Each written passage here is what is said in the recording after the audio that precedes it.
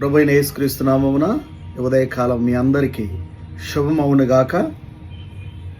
మత్తయి సువార్త 4వ అధ్యాయంలో 6వ వచనాన్ని నేను చదువుతున్నాను. నీవు దేవుని కుమారుడు అయితే క్రిందికి దుముకుము అని చెప్పబడింది. అపవాది ప్రభు అయినటువంటి యేసుక్రీస్తు వారిని కిందికి దుముకమన్నది. పరిశుద్ధ పట్టణమైన యెరూషలేములో ఉన్న దేవాలయ శిఖరం మీద ఆయన నిలవబెట్టి ఆ దేవాలయ శిఖరము నుండి క్రిందికి దుముకమని చెబుతుంది. కానీ ఇక్కడ మనం గమనించాలి, యేసుప్రభు వారు కిందికి దుముకలే.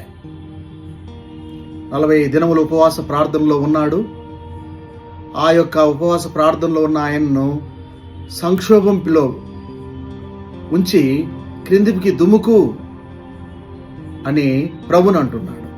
అయితే ప్రభువైన యేసుక్రీస్తు వారు ఆయన కిందికి దుముకలేదు. యోహాను సువార్త 8:23 మీరు క్రింది వారు, నేను పైవాడును అని అన్నాడు. అదే సందర్భాన్ని మత్తయి 27:40 ప్రభువైన యేసుక్రీస్తు వారు శిలువ పైన ఉన్నప్పుడు అక్కడ ఉన్న వారందరూ క్రిందికి దుముకమన్నారు. కానీ శిఖరంపై నుండి క్రిందికి దిగకపోవడం, శిలువపై నుండి దిగడం అనేది ఆయన అనైతిక పతనానికి చిహ్నం. అందుకని ఆయన ఆత్మీయమైన జీవితంలో పతనం కాకూడదని ఆయన దిగలే. మనిషి సైతము మత్తయి సువార్త 5:15 దీపం వెలిగించి కొంచెం కింద పెట్టరు.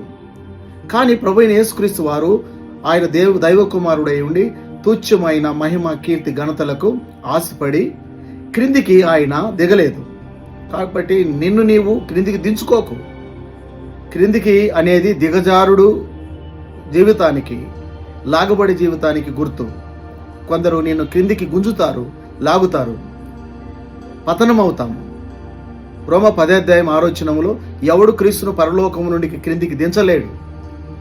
లూకా 10:30 యెరూషలేము నుండి యెరికోకు ఒకటి దిగిపోయి నష్టపరచబడ్డాడు.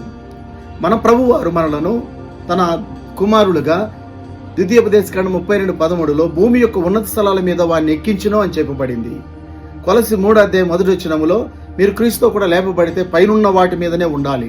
కాబట్టి ఆధ్యాత్మికమైనటువంటి డిగ్నిటీ నుండి, ఆత్మీయమైనటువంటి అంతస్తుల నుంచి మనం క్రిందికి శత్రు యొక్క శోధనలు బట్టి దిగకూడదు అని ఈ ఉదయకాలం నేను మీకు తెలియజేస్తున్నాను. కాబట్టి మీరు ఈ విషయమై గుర్తింపు కలిగి మీ డిగ్నిటీ నుండి, మీ పరిశుద్ధత నుండి దిగకుండా శత్రు శోధనలు సహించి జయించాలని నేను మనవి చేస్తున్నాను. మన ప్రభువారే దిగలేదు, మనం కూడా దిగకూడదు. మన అంతస్తు పైది.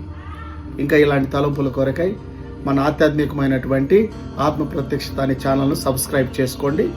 మీ కొరకు నేను ప్రార్థిస్తూ ఉంటాను.